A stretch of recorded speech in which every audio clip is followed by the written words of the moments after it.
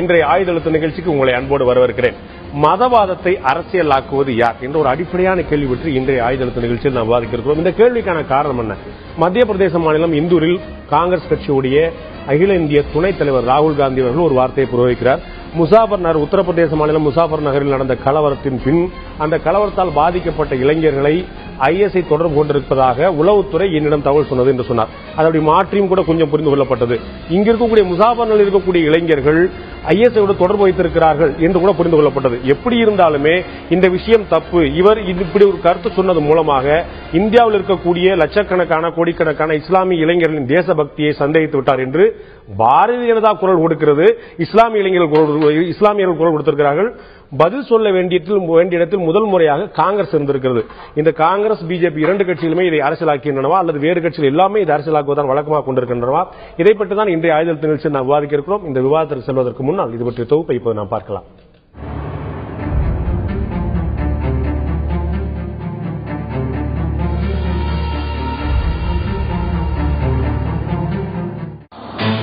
நேரு குடும்பத்தின் 4ஆம் தலைமுறை வாரிசான காங்கிரஸ் பொதுச் செயலாளரும் எம்பியுமான ராகுல் காந்தியின் சமீபத்திய பேச்சுகள் சர்ச்சைக்குள்ளாகின்றன. மக்கள் உள்ளத்தை தொடும் வண்ணம் உணர்ச்சிகளை தூண்டுபவராக ராகுல் பேசுகிறார். சென்டிமெண்ட்ஸ், சென்சேஷனல் தான் அவரது நோக்கம். உணவு பாதுகாப்பு மசோதாவிற்காக சோனியாவின் அக்கறையை பற்றி கூறிய போதும் தன் தாய் குறித்து உணர்ச்சி வசப்பட்டார். எனது பாட்டி தந்தையைப் போல நானும் கொல்லப்படலாம், ஆனால் உயிருக்கு நான் அஞ்சவில்லை என்ற பேச்சில் தன் குடும்பத்தையே இந்திய அரசியலின் மையமாக்கிய உருக்கம் வெளிப்பட்டது. இதேபோல் தற்போது இஸ்லாமிய இளைஞர்கள் பாகிஸ்தான் உளவுத்துறையால் அணுகப்படுகிறார்கள் என்று பொருள்படும் தொனியில் பேசி அனைத்து இஸ்லாமிய தலைவர்களின் கண்டனத்திற்கு ஆளாகியுள்ளார். எப்போதும் உள்ளத்தின் ஆழத்திலிருந்தே பேசுகிறேன், ஓட்டுக்காக பேசுவதில்லை, மனதில் பட்டதை வெளிப்படுத்துவது தவறாகாது என்கிறார் ராகுல் காந்தி. உண்மையில் ராகுல் காந்தி வித்தியாசமானவர். குற்ற பின்னணி உள்ளவர்கள் இளைஞர் காங்கிரசில் பொறுப்பு ஏற்பதை தடுத்துள்ளார். இளைஞர்கள் கையில் அதிகாரம் பரவலாக்கப்பட வேண்டும் என கூறி வருகிறார். ஏழை மக்களை தேடிச் சென்று அவர்களோடு தங்கி உரையாடி உணர்வு பூர்வமாக செயல்படுகிறார், உண்மையாக வெளிப்படுகிறார் என்று ராகுலின் ஆதரவாளர்கள் கூறுகிறார்கள். ராகுல் காந்தியின் பேச்சுகள் உண்மையின் வெளிப்பாடா, உள்நோக்கம் கொண்டவையா? அவர் என்ன சொன்னார் இப்ப நான் போடுறேன். ராகுல் காந்தி என்ன சொன்னார் இப்போது பார்க்கலாம். मेरे कमरे में ऑफिस में एक पुलिस का अफसर आया, इंटेलिजेंस का, और मैंने उससे पूछा, भैया बताओ क्या हो रहा है? और वो कहता है कि राहुल जी मैं आपको क्या बताऊं, मुजफ्फरनगर में जो आग लगी है, ऐसे 10-15 लड़के हैं, मुसलमान लड़के हैं, जिनके भाई बहनों को मारा गया है, और पाकिस्तान से लोग उनसे बात करना शुरू कर रहे हैं. पाकिस्तान की इंटेलिजेंस एजेंसी के लोग उन लड़कों से बात करना शुरू कर रहे हैं. और मैं திரு நதர்ஷா அவர்கள்ட்ட கேட்க விரும்புறேன். காங்கிரஸ் கட்சி தான் எப்போதுமே சிறுபான்மையினருக்கு தோழலாக இருந்து வருகிறது அப்படின்னு திரு ஞானசேகரன் சொல்றார். குஜராத்திலேயே கூட 2002க்கு பிறகு இப்போ வரைக்கும் ஒரு சின்ன அசம்பாவிதம் கூட சிறுபான்மையினர் பாதுகாப்பா இருக்காங்க. தொடர்ந்து 2 முறை தேர்தல் அடுத்து கலவரத்துக்கு பிறகு வெற்றி பெற்றிருக்கிறார், அங்கே பாதுகாப்பா இருக்குன்னு சொல்லிட்டு திரு ராகவன் சொல்றார். உங்களுடைய பார்வை, ஒரு சாமானிய ஒரு இஸ்லாமியருடைய பார்வை என்னவாக இருக்கிறது? ஒரு சராசரி ஒரு இஸ்லாமியன் என்ற முறையிலே நிச்சயமாக காங்கிரஸ் பேரியக்கம் சிறுபான்மை சமூகத்துக்கு ஒரு பாதுகாப்பு அரணாக இருக்கிறது என்ற கருத்தில் எங்களுக்கு எந்தவிதமான மாற்றமும் இல்லை. ஆனால் அதே சமயம் எப்போது நாட்டில் மதவாத அரசியல் வெடித்தாலும் அதில் காயப்படுத்தப்படுவதும் களங்கப்படுத்தப்படுவதும் இந்த இஸ்லாமிய சமுதாயமாக தான் இருக்கின்றது. இஸ்லாமிய சமுதாயம் நம்பிக்கையோடு எதிர்பார்க்கக்கூடிய ஒரு தேசிய தலைவரில் ஒருவராகத்தான் நாங்கள் ராகுல் காந்தி அவர்களை நாங்கள் பார்க்கின்றோம். அவரிடம் இருந்து விடுத்து கிளம்பிய இந்த வார்த்தைகள் எங்களுடைய சமுதாயத்துக்கு ஒரு அதிர்ச்சியை தருகிறது. நீங்கள் யாரை நம்பிக்கொண்டிருந்தீர்களோ அவர்கள்ட்ட வந்த வார்த்தை உங்களுக்கு பெரிய வேதனை தரும் சொல்லிருந்தீங்க. இந்த விவாதம் இந்த திசையில் போய்கொண்டிருக்கு. நம்முடைய மக்களுடைய கருத்து என்னவா இருக்கு அப்படிங்கிற பார்க்க முயற்சி பண்றதுக்காக குறுஞ்செய்தி கேட்டிருந்தோம். இந்த தொடர்பில் மதவாதத்தை அரசியலாக்குவது எந்த கட்சி என்று மக்களிடம் கேட்டிருந்த போது அவர்கள் குறுஞ்செய்தி வழியாக அனுப்பியிருந்த தகவல் என்ன, அவர்களுடைய வாக்கு சதவீதம் என்ன பார்க்கலாம் இப்போது.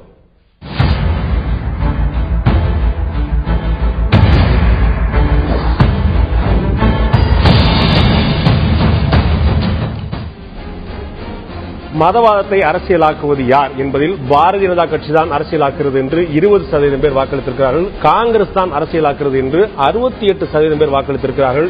இந்த 2 கட்சி மட்டுமல்ல, எல்லா கட்சியுமே அரசியலாக்கத்தான் செய்கின்றன என்று 12% பேர் தெரிவித்திருக்கிறார்கள்.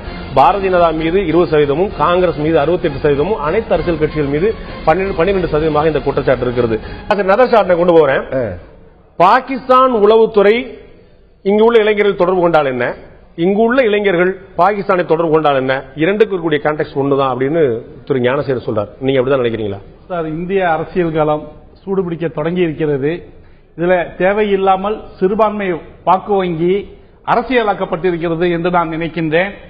இந்த நாடு சுதந்திரமடைந்த 66 ஆண்டுகள் ஆகிவிட்ட பிறகும் இந்த நாட்டிலே ஒரு மதசார்பற்ற ஒரு அரசியலை நாங்கள் இன்று வரை ஒரு வெளிப்படைத்தன்மையான ஒரு அரசாங்கத்தை நாங்கள் இன்று வரை காண முடியவில்லை. நேரு குடும்பத்தின் மீது சிறுபான்மை சமுதாயத்துக்கு மிகுந்த மதிப்பு மரியாதை உண்டு.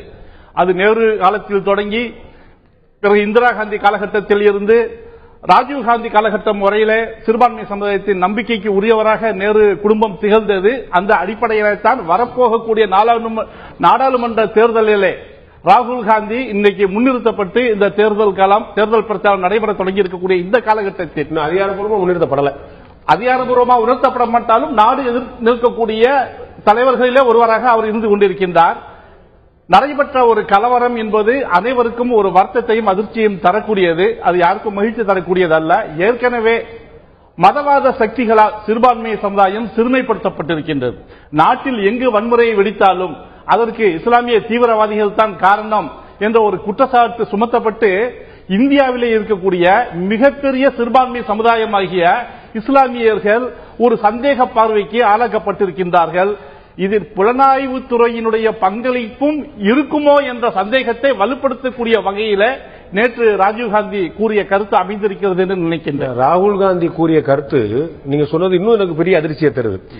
ISI இங்க இருக்கக்கூடிய இளைஞர்களை தொடர்பு கொள்ளுது அப்படிங்கிற ஒரு தகவலை சொன்னா அது இங்க உள்ள இளைஞர்கள் மீதோ இல்லாட்டி இஸ்லாமிய சமூகத்தோ சந்தேக பார்வை எப்படி கொண்டு வர வைக்கணும் தெரியல. அதாவது பாகிஸ்தான் தான் இந்த மாதிரி முயற்சி பண்ணுன்னு சொன்னார். இது ஒரு அந்நிய நாடு, அந்த நாட்டினுடைய சதி, அந்த நாட்டுடைய சதித்திட்டம் பற்றி ஒரு முயற்சி. அதுல இங்க இருக்கக்கூடிய இஸ்லாமிய இளைஞர்கள் எங்க வந்தாங்க? இது ஒட்டுமொத்த பார்வை வலுப்படுத்தும் விதமாக இந்த சந்தேகம் அமைந்திருக்கிறது அப்படின்னு சொல்றீங்க. இது எப்படி இருக்க முடியும்? இந்த நாட்டினுடைய இஸ்லாமிய இளைஞர்களுடைய இந்த நாட்டு பற்றை பற்றி சந்தேகிப்பதற்கு எந்த விதமான ஆதாரங்களும் இந்த நாட்டிலே கிடையாது. வரலாறை திருப்பி பார்த்தால் யாருமே சந்தேகப்படல. நீங்க தான் சொன்னீங்க, நீங்க இப்ப சொன்னீங்க இஸ்லாமிய இளைஞர்கள் மீதான ஒரு பார்வை வலுப்படுத்தும் விதமாக இவருடைய கூற்று இருக்குன்னு சொல்லி சொன்னீங்க. பாகிஸ்தான் இங்க வர்றாங்க, அவங்க ஒரு முயற்சி பண்றாங்க சொல்றது இங்க உள்ள இளைஞர்களை எப்படி சந்தேகப்பட வைக்கும்? இப்படி ஒரு குற்றச்சாட்டை புலனாய்வுத்துறை ராஜீவ்காந்தி அவருடன் தெரியப்படுத்தியிருக்கிறது என்பது இஸ்லாமிய சமுதாயத்துக்கு ஒரு அதிர்ச்சி அளிக்கக்கூடிய ஒரு தகவல். இந்த நாட்டில் ஏகப்பட்ட வன்முறை சம்பவங்களை இஸ்லாமிய சமுதாயம் கண்டிருக்கிறது. குஜராத்திலே வகுப்புவாத கலவரம் கொழுந்து விட்டு எரிந்தது. அஸ்ஸாமிலே இதே போன்ற ஒரு வன்முறை சம்பவங்கள் நடந்தன.